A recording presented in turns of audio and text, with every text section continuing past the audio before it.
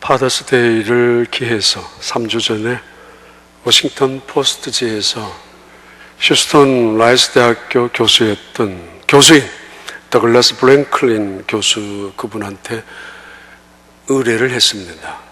미국의 역대 대통령들 중에서 가장 훌륭한 아버지를 두었던 대통령 3명을 추천해달라고, 그리고 가장 나쁜 아버지를 두었던 대통령 3명도 함께 추천해달라고 워싱턴 포스트지에서 의뢰를 받았던 더글라스 브랭클린은 지난주에 그 결과를 전달해 주었습니다. 첫 번째 가장 훌륭한 아버지를 둔 대통령은 시어도 루즈벨트 대통령이었습니다. 시어도 루즈벨트 시니어, 이분은 어렸을 때 테드라고 불려졌던 자기 아들을 언제나 자연에 데리고 다니면서 자연의 엄숙함 그리고 자연을 향하는 경외심을 가르쳐주면서 하나님에 대한 겸손한 인간됨을 가르쳐 주었던 아버지로서 영예의 가장 훌륭한 아버지로, 대통령 아버지로 선정되었습니다. 물론 이 연구를, 이 조사를 했었던 더글라스 블랭클린 이 교수는 대통령학을 라이스 대학에서 가르치는 교수이고, 그리고 몇몇 대통령들의 전기물을 기록하고 써준 작가이기도 합니다. 레이건 대통령이나 지미 카터 대통령의 전기물을 쓰기도 한 사람입니다. 그분의 조사 결과 두 번째 훌륭한 아버지를 둔 사람은 조지 부시, 휴스턴에 계시는 그 아버지입니다. 프레스콧 부시라는 분, 커네티컷의 상원의원으로 계셨을 그때부터 이분은 자기의 아들, 가족들에게 늘 한 가지를 가르쳐 주었는데, 남자는 신사도를 갖고 있어야 된다고, 남자됨의, 신사됨의 그 의미를 가르쳐 주었다고 합니다. 모르겠습니다. 그래서 어떻게 됐는지는 모르겠습니다. 그렇게 두 번째 훌륭한 아버지가 조지 부시 대통령의, 휴스턴에 계시는 그 아버지 대통령의 아버지였습니다. 세 번째 훌륭한 분의 대통령의 아버지는 미국 2대 대통령이었던 존 킨스 아담스 그 아버지입니다. 시니어.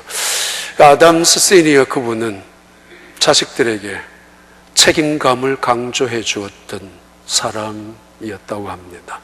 특별히 한 가정을 지키는 남자로의 책임을 강조하는 아버지로서 자기 아들들을 가르쳐 준, 그래서 훌륭한 세 번째 대통령의 아버지로 조사되었습니다. 가장 나쁜, 못된 영향을 미쳤던 대통령의 아버지들, 그 중에 첫 번째가 레슬리 린치 킹 시니어입니다. 레슬리 린치 킹, 누군지 아십니까? 제럴드 포드 대통령의 아버지입니다. 어렸을 때부터 술을 좋아했고, 나이 들어서도 술을 좋아하고, 그리고는 평소에도 끊임없이 입에 폭언을 달고 살았던 사람, 그리고 폭력을 휘두르고 결국은 포드 대통령의 어머니는 그 폭언과 폭력에 견디다 못해 가출해서 포드 대통령을 데리고 나가서 따로 살게 되었던 그분, 그 아버지가 가장 나쁜 아버지로 첫 번째 조사도 그렇게 되었습니다. 신문에 난 기사니까 괜찮을 것 같습니다. 두 번째 대통령의 아버지 중에서 나쁜 사람은 빌 클린턴 대통령의 아버지입니다. 물론 그의 생부는 태어나기도 전에 교통사고로 돌아가신 분이지만은 그의 어머니가 재혼하면서 맞이했던 계부 로저 클린턴, 아주 술을 역시 좋아했던 사람인가 봅니다. 그리고 폭력을 휘둘르기를 좋아했던, 그래서 클린턴은 중학교 때, 고등학교 때 이미 그 아버지를 향해서 어머니에게 폭력을 휘두르지 못하도록 협박까지 했던 이야기를 아마 알고 계실 것입니다. 세 번째 나쁜 아버지, 바로 버락 오바마 대통령의 아버지입니다. 그분은 아프리카 출신입니다만은 이분이 오바마가 태어나기 전에 아프리카로 돌아갔고, 아프리카 돌아가서 결혼을 했는데 그때 자기는 총각이라고 속여가지고 결혼했던 사람. 나중에 들통나서 재혼을 했지만은 또다시 이혼을 했지만은 이 세 명의 워스트 케이스의 아버지, 그들의 공통점이 있습니다. 폭언과 폭력을 휘둘렀던 사람들입니다. 자, 오늘 파더스데이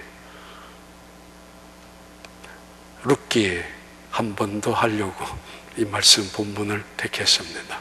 보아스, 그는 어떤 사람인가? 자기의 발치에서 잠을 자다가 결국은 누워있었던 그 여인 룻을 향하여 너가 누구냐라고 묻기 시작하면서 직접적인 대화가 이루어졌던 그 이야기의 본문이 오늘 본문 3장 10절부터 나오는 말씀입니다. 보아스가 이렇게 룻을 향하여 말합니다. 내 딸아, 내 딸아, 하나님께서, 여호와께서 내게 복을 주시기를 원한다. 그럴 상황이 아닙니다. 그럴 입장도 아닙니다. 그런데 어떤 남자가 괜찮은 남자인가? 어떤 남편이 좋은 남편인가? 봐요. 여호와께서 내게 복을 주시기를 원한다고. 그리고 너가 나이 든 사람이나 젊은 사람이나 물론하고 돈 많은 사람이나 돈 없는 사람이나 물론하고 쫓아다니지 아니하고 거기에 눈길 하나 주지 아니하고 오직 너희 어머니에게 죽은 자와 산 자에게까지 인애를 베푼 것을 내가 안다. 그리고 너의 인애가 처음보다 나중에 더한 것도 내가 안다고. 솔직히 따져보면 보아스라는 이 남자는, 이 룻이라는 이 여자가 어렸을 때 어떻게 살았는지, 그의 행실이 어땠는지 알 수도 없었고 들은 적도 본 적은 더더구나 없었던 사람입니다. 그런데 동네 사람들의 이야기에 소문에 소문을 듣고 입에 입을 전달해서 들렸던 이야기, 어쩌면 이 보아스는 훨씬 더 과장해서 부풀려서 이 여자를 격려하고 위로하기 위하여 더 아름다운 말로 지금 말하고 있는 것 같기도 합니다. 넉넉함으로, 여유로움으로 여호와의 복을 전달하고 인사하고, 그리고 그 여자의 한결같은, 아니 갈수록 더 좋은 모습, 갈수록 더 아름다운 여자의 향기를 이야기하고 있는 보아스의 말씀 고백입니다. 10년 전에 넌 이랬지, 20년 전에 넌 이랬지, 그런데 지금은 30년이 되어서 이 모양이야, 10년이 지나고는 이 모양으로 변했다는 이야기를 할 수도 있는 세상에서 보아스는 그가 처음에 인해보다가 나중에 더 크다라고, 또 그렇게 인정하고, 들은 대로 그것을 또 받아들이고, 받아들인 대로 더 부요 풍성하게 그 여자를 격려하고 있습니다. 그러면서 이런 말씀을 계속하죠. 내 딸아, 두려워하지 마라. 두려워하지 마라. 어쩌면 온몸을 사시나무 떨듯이 떨고 있는 그 룻이라는 여자, 누명이라도 쓴다면 도둑으로, 오해라도 받는다면 물질을 탐하는 여자라고, 아니 가장 모욕스러운 남자를 탐하는 여자로 오해라도 받기라도 한다면 그 여자는 더 이상 그 땅에 발붙일 틈도 없을 것이고 돌에 맞아 죽을 수도 있는 그런 순간이었습니다. 그런데 그 여자는 입술을 깨물고 속으로 눈물을 삼키며 참았을 것입니다. 초저녁부터 밤이 맞도록. 어쩌면 혀를 깨물면서 참았을 것입니다. 누명, 오해, 모욕을 받을 수 있는 그런 상황 속에서, 그러면서 시어머니 나오미를 생각해 보았을 것이고, 그러면서 하나님만을 수도 없이 이방인 여자였지만은 하나님의 날개 아래 보호받기를 찾아왔어서 하나님의 은총을 바라보며 살아왔었던, 돌아왔었던 이 베들레헴 땅에 정착하고 있는 이 룻이라는 여자, 아마 혀를 깨물고 참고 있었을 것입니다. 그 여자에게 보아스가 말합니다. 내 딸아, 두려워 말라고. 낮에 한두 번 눈길을 줬다고 너 이 짓을 해? 아니 이 사람 저 사람에게 조금 인정받았다고 이렇게 너 겉다르고 속다른 인간 아니야? 라고 이야기하고 모욕적인 언사를 한순간에 터뜨릴 수도 있고, 이야기 드렸듯이 자기의 잘남을, 자기의 의로움을, 자기의 똑똑함을, 괜찮음을 증거하기 위해서라도 남이야 상처받든 말든 남이야 죽든 말든 그 가정이 깨어지든 말든 상관없이 이 여자는 이런 여자라고 오해하면서 오해거리가 충분하니까 나의 선대를 이렇게 베풀고 있다고, 나의 친절을 이렇게 오해해서 내게 이렇게 달려왔다라고 떠들 수 있는 상황 속에서도, 얼마든지 이렇게 만들 수 있는 상황 속에서도 내 딸아 두려워하지 마라. 너는 현숙한 여인이 아니더냐. 그 오해받을 수 있는, 누명을 쓸 수 있는 순간적인 모든 기회, 그래서 사시나무 떨듯이 떨고 있는, 속으로 눈물을 삼키고 있는 그 여인을 평안을 주고 그리고 덮어주기 시작하지 않습니까? 그러면서 계속 하고 있습니다. 남자의 넉넉한 여유로움, 남편의 자리에서 한 아내를 바라보는 모습입니다. 그리고 내 딸아, 너가 내게 말한 대로 옷자락을 덮어달라 하면 덮어줄 것이고, 결혼을 프로포즈 하듯이 당신이 나에게 고혈이 되라고 하면 내가 고혈이 되어줄 것이다. 너가 말한 대로 다 내가 행할 것이다. 영수증 가지고 와서 따져가면서, 전화비를 받아오면서 따져가면서 어디 썼느냐고, 무엇을 했느냐고, 어디 갔느냐라고, 돈이 어디 있느냐라고, 왜 그렇게 살아가느냐고 도대체 따질 수 있는 상황 속에서 너가 말한 대로 내가 다 행할 것이다.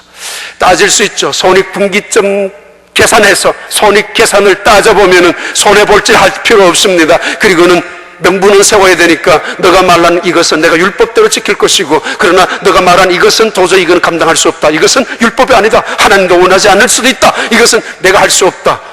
굳이 따질 필요 있습니다, 사실은.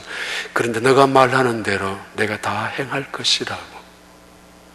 싸울 때마다 과거에 쫙 파노라마처럼 갖고 있지만은, 갖고 있는 사람들. 아주 오래전에 어떤 분이 이런 이야기 한 적이 있습니다. 여자분이. 분명히 남편이 잘못했는데, 분명히 남편이 잘못해서 정말 안타깝고 억울해서 따지었는데, 따지고 싸우다가 보니까 자기가 잘못했는 걸로 되었다고.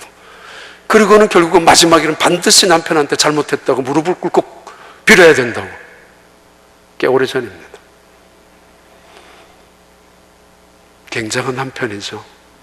똑똑한 남편이죠. 그런데 피곤할 겁니다. 행복한 가정은 절대 아닐 것입니다. 남자가 여자의 말 따라가서 이길 수 있는 남자가 있다면 굉장히 똑똑한 사람입니다. 전 한 번도 이긴 적이 없습니다. 한 번도 이기려고 생각해 본 적도 없습니다. 분명히 시작은 이게 뭔가 내가 잘못한 것도 아닌데도 불구하고 어느 순간 쫙 따져보면 할 말, 그리고 나중에 합니다. 여자한테 이기려고 그러는 놈이 남자가, 그게 남자냐고. 너가 내게 말한 대로 내가 다 행할 것이다. 그러나 한 가지, 너가 원하는 고엘이라는 사람은, 너가 원하는 고엘이라는 사람은 한 사람 있다라고. 그런데 그 고엘, 그 사람이 친척 중에서 가장 빠른 친척이니까 그 사람이 우선권이 있는데, 그 사람이 거절한 다음 내가 할 것이라고. 근데 내가 봤을 때 그 사람이 거절할 가능성 충분히 있다라고 이야기하면서, 걱정하지 마라. 자신의 책임도 아닙니다. 남의 책임입니다. 할 만큼 했습니다. 그런데 그 정도면 물러서도 됩니다. 그런데도 이 보아스가 말합니다. 내가 책임질 것이고 이 일이 끝까지 성사되도록 내가 모든 일들을 감당할 것이라고. 괜히 쑥덕공론에, 괜히 입방아에, 괜히 사람들의 쓸데없는 이야기거리, 가십거리에 휘말려 들 수 있습니다. 누가? 보아스가 말입니다. 그 사람은 유력한 그 동네의 유지입니다. 쓸데없는 그 가십에 휘말릴 필요가 없습니다. 그럼에도 내가 이 일을 감당하며 내가 이것을 책임질 것이라고. 아마 며칠 전에 이미 밭에 나갔었던 룻을 통하여 보아스의 밭이었고, 보아스란 사람이 물도 주었고, 보아스란 사람이 식사도 하게 해주었고,